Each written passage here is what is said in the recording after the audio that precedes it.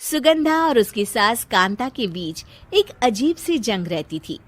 ये जंग थी किचन में कौन ज्यादा अच्छा काम करेगा और घर के सदस्यों के दिल जीतेगा। और उनकी इस जंग में हमेशा कुर्बान होते थे उनके दोनों पति। कैसे? आइए देखते हैं इस किचन पॉलिटिक्स की कहानी में। एक दिन किचन में, माँ जी, आज मैं बना रही हूँ मेथी की सब्जी। इस खाने से घर वालों के पेट की सारी समस्या खत्म हो जाएगी। और मैं बना रही हूँ तड़के वाली छाछ, जिसे पीते ही गैस की समस्या कभी नहीं होगी। दोनों अपने अपने खाने को लेकर टेबल पर पहुंच जाती हैं। तभी सुगंधा के ससुर उसकी बनाई सब्जी की तारीफ कर देते हैं। अरे वाह, मेथी की सब्जी भी बनी है, बड़ी ही स्वादिष्ट है। वाह बहू वाह। अरे बहू, लेकिन इसमें इतनी सारी मेथी बर्बाद करने की क्या जरूरत थी? देखिए माँ जी, ये तो वो मेथी है जो आप रात में भिगोकर सुबह उसका पानी पीती हैं, और जो मेथी फेंक देती हैं उसी से मैंने ये सब्जी बनाई है। अरे वाह बहू, तुमने तो बड़ा ही समझदारी का काम किया। बस अब क्या था, कांता जी का तो मानो ये सुनकर खून ही सूख गया।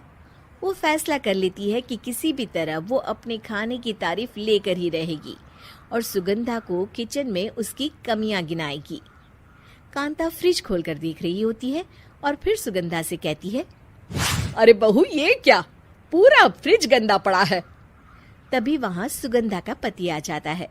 वो सुगंधा को डांट कर कहता है, सुगंधा, तुम्हें कितनी बार कह रखा है कि वायरस फैल रहा है, साफ सफाई का पूरा ख्याल रखना है, लेकिन तुम किचन में इतनी गंदगी रखोगी तो कैसे चलेगा। सुगंधा सास की तरफ देखती है जहां वो मुस्कुरा रही होती है। सुगंधा समझ जाती है कि सास ने उससे बदला लेने के लिए ये सब किया है। दोनों रात के खाने की तैयारी में लग जाती हैं।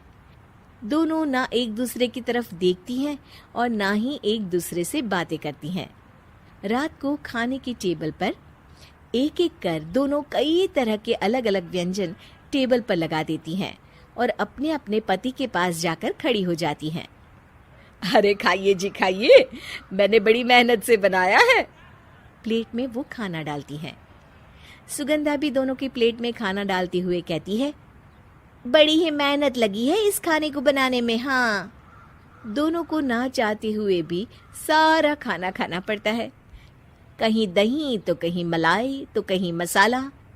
और इन सब के बाद दोनों बड़ी ही मुश्किल से अपने कमरे में सोने जाते हैं। लेकिन अगली सुबह सुगंधा का पति चिल्ला रहा होता है, हाय रे, हाय मेरा तो पेट खराब हो गया, हाय माँ बहुत दर्द हो रहा है। तो वहीं कांता के कमरे से भी कुछ ऐसी ही आवाज आने लगती है। हे भगवान, इस सास बहू की लड़ाई हमारी जान लेकर रहेगी। जाओ कोई डॉक्टर को बुला कर लाओ। डॉक्टर आते हैं। दोनों को देखकर कांता और सुगंधा से कहती हैं, देखिए, आप दोनों इन्हें खाने में हल्का ही दीजिएगा। हो सके तो रात का खाना जल्दी खाया करे और वॉक किया करे। इतना कहकर डॉक्टर वहां से चले जाते हैं। जिसके बाद एक बार फिर से दोनों बहुएं किचन में जाती हैं और खाना बनाने में लग जाती हैं। रात में खाने के टेबल पर दोनों एक बार फिर से खाना लगाने लगती है। पापा जी, मैंने ये पतली मूंग की दाल की खिचड़ी के साथ ये पापड़ और पुदीने की चटनी भी बनाई है। अरे बहू, अभी अभी बेचारे पेट की बीमारी से गुजरे हैं, इतना भारी खाना तो डॉक्टर ने भी मना किया है ना। देखिए, मैंने आप दोनों के लिए सूप बनाया है। और दोनों उन लोगों की प्लेट में खाना डालने लगती हैं।